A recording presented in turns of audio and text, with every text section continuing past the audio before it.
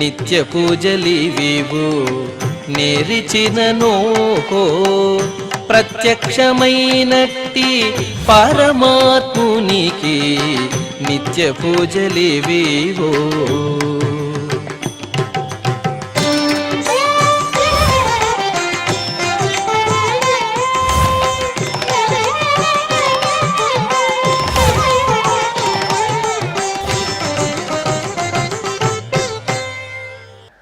ఓం నమో వెంకటేశాయ.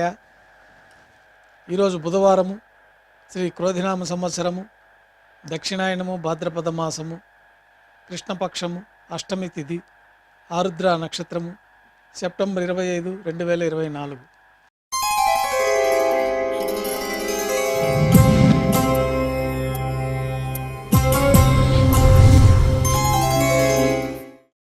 ఉభయ దేవేరులతో శ్రీ మలయప్ప స్వామివారి మేళ తాళాలతో ఊరేగింపుగా విమాన ప్రదక్షిణంగా సంపంగి ప్రాకారంలో కల కళ్యాణ మండపానికి చేరుకుంటారు. కళ్యాణోత్సవం ప్రారంభమవుతుంది.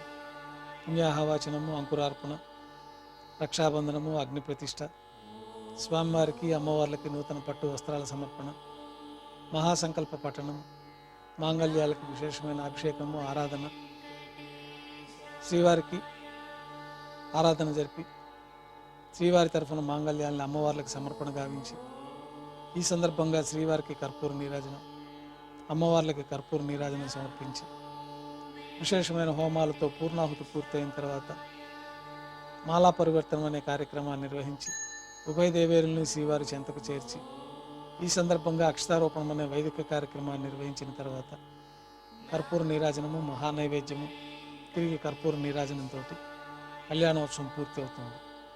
కళ్యాణోత్సవం భక్తుల దర్శనం అనంతరం ఉభయ దేవేరులతో శ్రీ మలయప్ప స్వామివారి మేళ తాళాలతో ఊరేగింపుగా ధ్వజస్తంభం వద్ద కల అద్దాల మండపానికి చేరుకుంటారు. అక్కడ ఊంజల్ సేవలో భాగంగా శ్రీవారికి వేదపారాయణ నడుమ ఊంజల్ సేవ నిర్వహించి కర్పూర నీరాజనంతో ఊంజల్ సేవ పూర్తి అవుతుంది. ఉభయ దేవేరులతో శ్రీ మలయప్ప స్వామివారు బంగారు తిరిచిపోయిన వేంచేసి మేళ తాళాలతో ఆలయం వెలుపల కల వైభవోత్సవ మండపానికి చేరుకుంటారు. ఆర్జిత బ్రహ్మోత్సవంలో భాగంగా బంగారు గరుడ వాహనం పైన శ్రీ మలయప్ప స్వామివారు వేంచేస్తారు. కర్పూర నీరాజనంతో గరుడ వాహన సేవ పూర్తి అవుతుంది.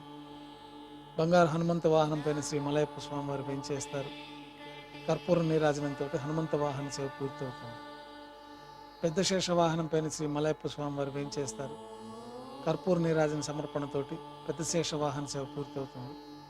బంగారు తిరిచిపోయిన శ్రీ మలయప్ప స్వామివారు వేంచేసిన తర్వాత ఉభయ దేవేరులతో కలిపి శ్రీ మలయప్ప స్వామివారికి కర్పూర నీరాజనాన్ని సమర్పించి ఆర్జిత బ్రహ్మోత్సవం పూర్తి అవుతుంది.